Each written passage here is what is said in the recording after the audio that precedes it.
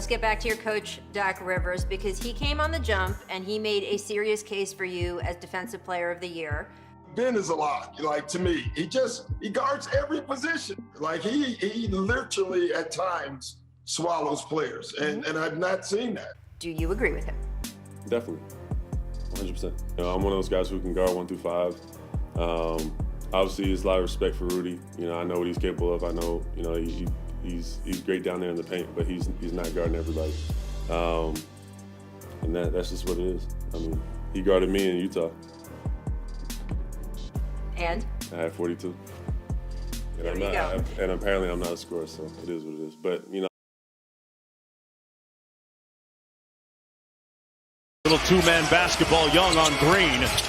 First points in almost 6 minutes. Young with the floater, automatic. The home team has not won a game. Oh, okay. Haven't seen anything like that. Breaks.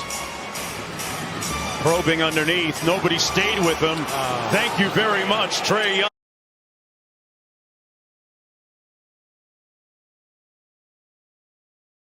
Those three, Curry, Embiid, and Harris, carry the heavy load. The floater is good. I like what they're doing here right now. They're bringing bench guys, but they're leaving. Rookie out of Kentucky, Maxey, 20 years old. Here's Young at the free throw line. Around and Young here brings it across with 3 seconds to go. Young gets down the lane. Bible able to connect. He's shooting just 30% from 3. Runner by Trae Young. Have to respect the lob and gonna try one from the logo. That A beautiful number because it really shows how unselfish they are, the defense, inside the red painted area. Hawks go small here, trying to light the fuse. There's the floater. It's a playoff career high for him. Open is Young. Over 7 out of the double team. Now Trae Young gets some space. Trae Young's only been to the line once tonight. He's 0 for 2. Just that one trip. Working with Capella. He'll take it himself. Embiid once again showing off his passing ability. Here's Young. Floater. The second half for Embiid. Young leaves it. Floater is good. Battling early to take that jump shot, went right into the chest of Capella. Side to Collins. Kicks it. Young now. Simmons all over him. Late clock here. And a long 3 is good. Fine by Embiid. Simmons now checks Young. Trying to get by him. Does so. Layup is good. Figure at some point he's going to get going based on his history. Here is the floater. Foul shot attempts a game in this series. Young trying to draw the Big thing now, the Hawks. Pay attention now. Get a high percentage shot. Here's Young.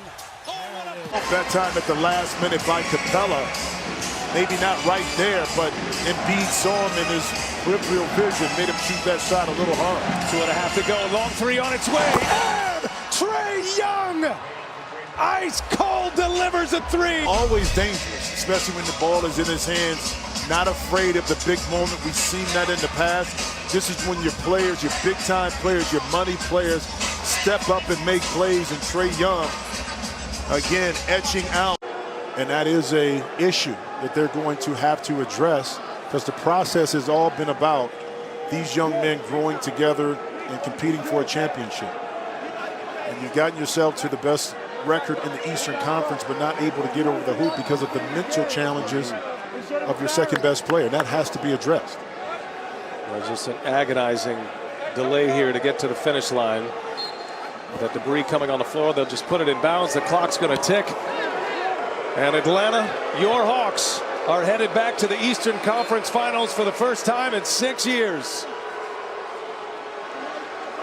Nate McMillan and the Atlanta Hawks win Game 7 on the road in Philadelphia. And it'll be Hawks-Bucks Wednesday on TNT for the right to go to the NBA Finals. What a performance by Atlanta on the road. Their 5th road win in these playoffs, Jimmy. But let's backtrack.